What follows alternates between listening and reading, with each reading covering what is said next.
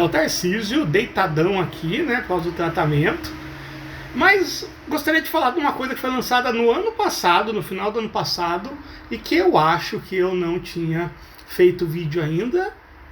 Eu podia ter pesquisado antes no meu próprio canal, né? Mas enfim, caso já exista um vídeo falando sobre esse material, fica aí como reforço. No final do ano passado, o projeto Tagmar lançou esse material, Senhores das Profundezas. Um material fantástico que eu já vou falar sobre ele em detalhes. Antes disso, para quem não conhece, para quem está chegando agora, eu vou falar um pouquinho do Tagmar. Né? O Tagmar, ele foi o primeiro RPG nacional lançado lá em 1992. Não o primeiro RPG lançado no Brasil, ele não foi. Ele foi o primeiro RPG a ser lançado que foi inteiramente desenvolvido no Brasil. E foi um RPG que ele tinha uma proposta de ter um sistema bem completo. Ele foi escrito por pessoas que estavam cursando engenharia, arquitetura, então é um pessoal que estava muito preocupado com balanceamento e tudo, né? E o Tagmar, ele teve vários lançamentos lá na primeira metade da década de 90. Depois a empresa que jogava ele fechou, né? Que era a GSA. E no começo dos anos 2000, lá por volta de 2005, o pessoal do Tagmar, a comunidade do Tagmar, na verdade, junto com alguns criadores, decidiu transformar num projeto colaborativo. E por muitos anos, por décadas, o Tagmar foi o maior projeto colaborativo dentro da cena do RPG nacional, e ainda é um dos mais colaborativos. Eles lançaram uma segunda edição, que é muito boa, tem vídeo aqui no canal. Eles lançaram uma terceira edição, faz uns 3 anos, que é muito boa, e é um RPG que ele tem as regras dele e ele tem um mundo gigantesco, porque Tagmar não é só o nome do RPG, mas é o nome do mundo. Então você tem livros de ambientação, livro dos deuses, livros de crônicas, você tem aventuras, você tem línguas, né? Tem um gerador de línguas, você tem livro dos deuses, livro das ordens. É muito grande, e tudo isso é distribuído gratuitamente no site do projeto Tagmar.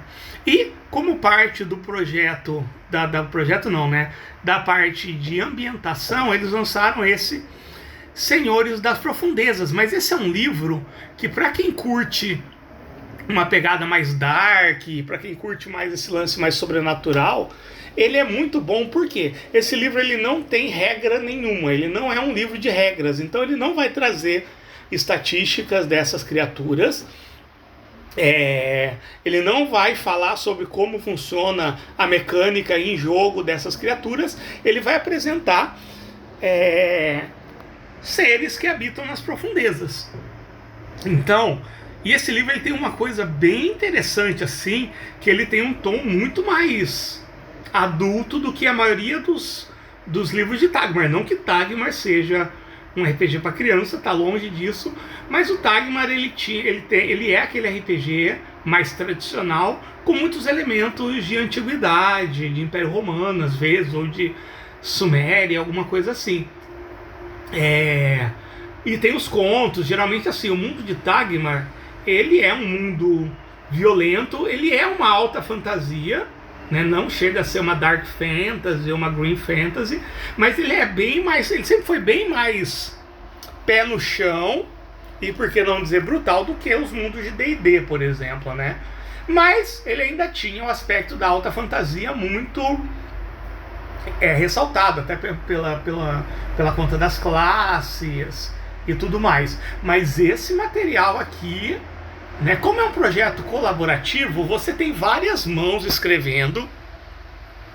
Então aqui tem os autores, né?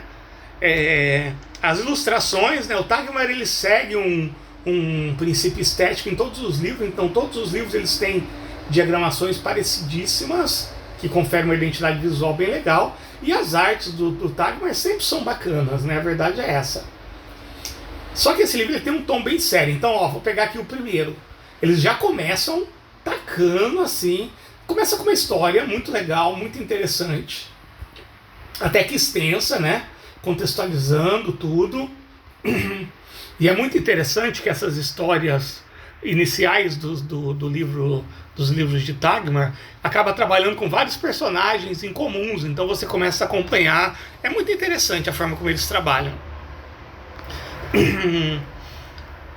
Como vocês podem ver, é bem extenso. Aí você chega na primeira entidade, que eles já começam com tudo, né? Com essa Anasmades, que é bem... Ela é tipo uma súcubo, né?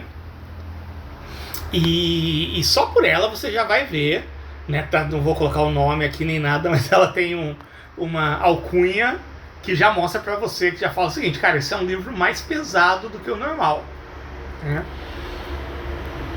Então é assim, ó, ele apresenta a história daquela criatura, algumas vezes um conto, né, alguma coisa, um conto curto de meia página, né, a concepção, como é que surgiu, o temperamento, a representação, como é que ela se apresenta, né, que nem essa daqui, né.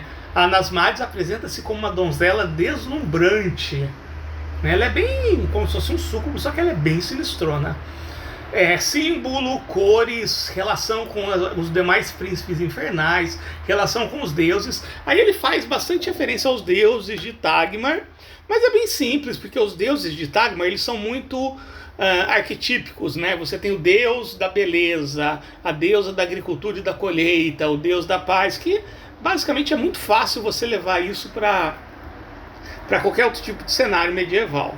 Festas e celebrações, sim, tem celebrações a essa deusa, os descendentes, a religião dela, como é que se estrutura, os templos, onde eles ficam, como são, o tipo de vestimenta, locais profanos, itens demoníacos associados, né? Então, tem vários ganchos aqui. Acho que o objetivo da galera do Tagmar era criar esses ganchos, né? Por exemplo, qual que são os itens associados a ela? O anel da Amistades, a pulseira de Rossum, uma sugadora de almas, e o colar Dogenji, que é o colar da obediência. Então, cada um desses itens pode virar uma quest. Você tem as doutrinas, áreas de atuação. Eu estou falando um por um porque todas as outras entidades apresentadas aqui, elas seguem essa estrutura. A influência na política do reino, o reino de Anasmades, né, onde é que ela mora, lá nas profundezas. O guardião Timésio, ela tem um guardião, conta a história disso, e aí vai para outro. E aí vem para o Antredon. Então, pelas figuras também, né, os desenhos são bem darks, né? Esse é um livro que me surpreendeu muito pelo tom, né? O sorriso dos miseráveis, o príncipe da fome, o pouco. Aí ele começa com um pequeno conto, aí tem a concepção, temperamento, tudo aquilo que a gente viu, né? Então vamos lá no índice. Deixa eu vir aqui para passar mais rápido. Então, o que a gente tem, né? Quantas páginas, quantas entidades. Só chegar ali no índice, aqui, ó. Então você tem todas essas entidades, tudo isso, né? E o livro tem mais de 106 páginas. Tem vários bem interessantes. Os dois primeiros, acho que eles já começaram colocando a pancada, mas você tem o Pesadelo Medonho, que é a Abranaxis, Diamatrimes, e o que é mais interessante é que, embora alguns desses nomes já tenham sido citados em um conto ou outro, uma aventura ou outra, tem muita coisa aqui que é totalmente nova, né? Porque é feito coletivamente, então todos os capítulos não são escritos pela mesma pessoa, e é um trabalho monumental que o pessoal do Tagmar faz de compilar tudo isso, mantendo a identidade, né? E nesse caso eles resolveram pesar a mão mesmo nas descrições e tudo, mas pesar a mão que eu falo no bom sentido. Não é um livro para qualquer um, tá? A galera que gosta de uma coisa mais light talvez se incomode um pouquinho com algumas descrições, né? Que já parte mais para esse lado da Dark Fantasy, mas para quem quer colocar um pouco de Dark Fantasy, de coisa mais sombria na sua aventura medieval, eu recomendo muito esses, não só para Tagmar, mas para qualquer cenário medieval, porque, como eu falei, aqui não tem preocupação com regras, aqui a preocupação é apresentar essas entidades, e aí você pode colocar.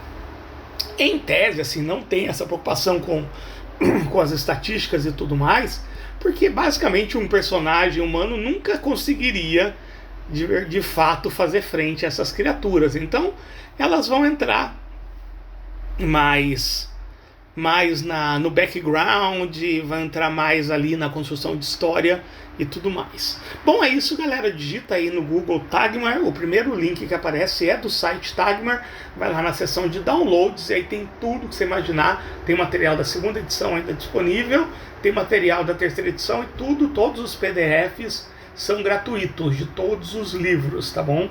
E para quem quiser a versão física, eles vendem a preço de custo lá no site do Clube de Autores e alguns outros lugares também. Um abraço!